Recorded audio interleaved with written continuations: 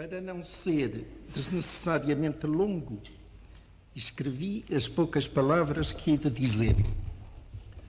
A reunião da Liga dos Antigos Graduados da Mocidade Portuguesa, no 20º aniversário da sua criação, merecia, aliás, longos momentos de contacto, mas o que já ouvi dispensa-me de repetir as grandes certezas que procuramos viver e de que nas últimas décadas vós mesmos tendes podido dar testemunho. Na confusão de ideias que reina por toda a parte e se infiltrou em todos os domínios, neste desabalado temporal que a todos ameaça e contra tudo investe, é felicidade rara para as nações conhecerem o sentido da sua história e para os homens disporem, sobretudo, de um sentido de vida. E só por isso, como dissestes,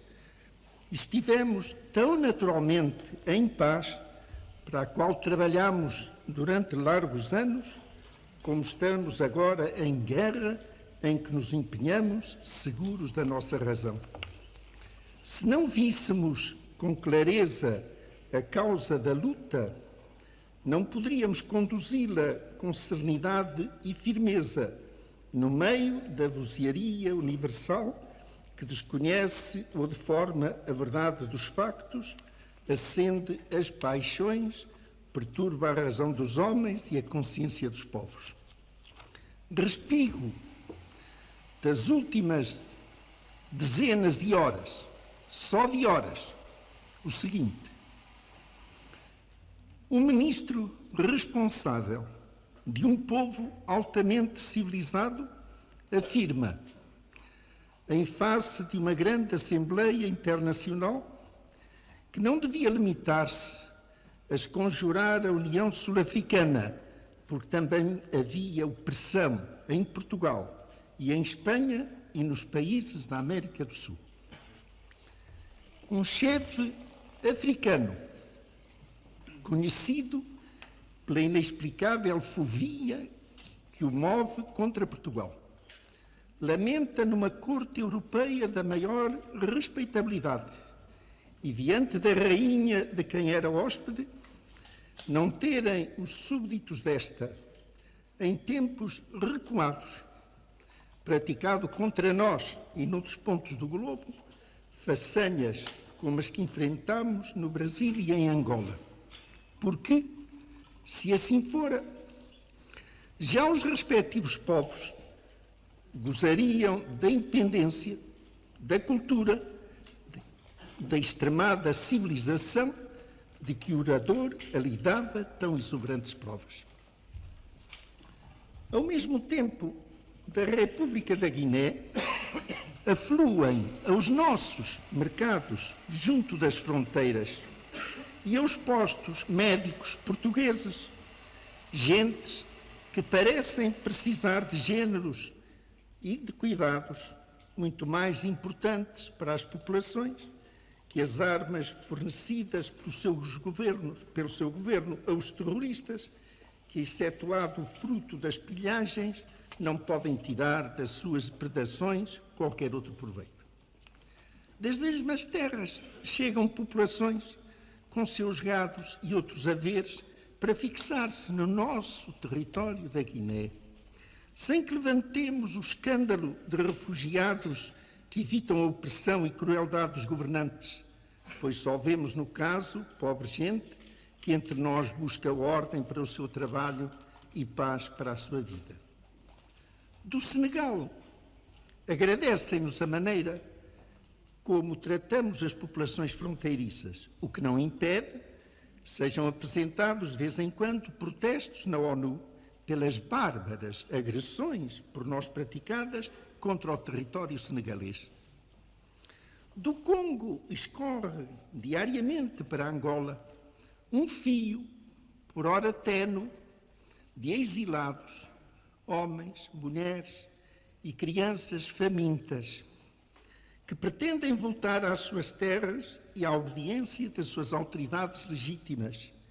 e a parte do mundo ainda consciente ficará assombrada quando o fim do regresso de todos os refugiados recuperáveis se tornar claro, porque se impôs, nesta época da defesa dos direitos humanos, a dezenas ou centos de milhares de pessoas a forçada ausência do país natal e a precária vida em lugares de recurso. Da Goa libertada do jugo português pelos exércitos da União Indiana, com aplauso quase universal, os goeses, correndo os maiores riscos, fogem só para se acolherem ao seio da pátria da sua pátria. Evidentemente, nada disto impedirá que em todos os paralelos, ao norte ou ao sul do Equador, pessoas responsáveis pelos seus países e na sua cota parte pelo bem-estar da humanidade continuem a acusar-nos de torvo colonialismo e de opressão de povos inteiros, opressão que eles notam, veem com exata precisão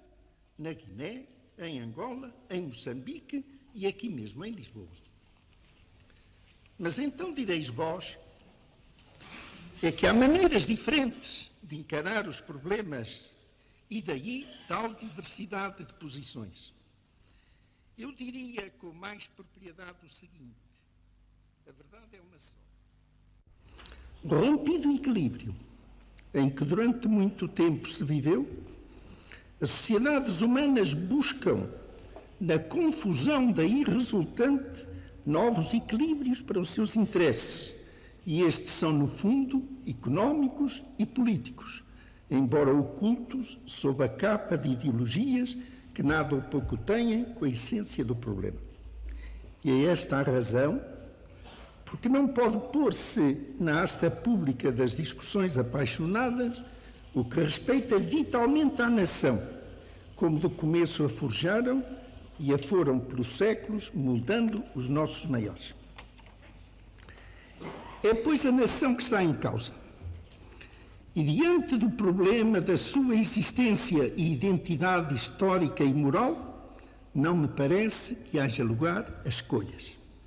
As gerações formadas sob o signo e a inspiração da mocidade portuguesa sentem que é assim, e encarando-as representadas por vós, tanto já combatentes e heróis do ultramar, lembro-lhes, sobretudo, a honra de viverem um drama nacional, mais profundo e extenso pelas circunstâncias dos tempos do que os vividos em séculos passados. Quer dizer que numa viragem da história do mundo,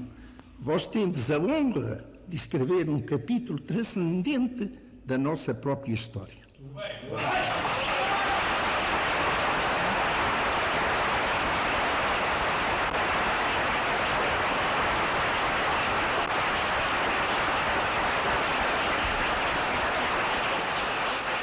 Quanto a mim,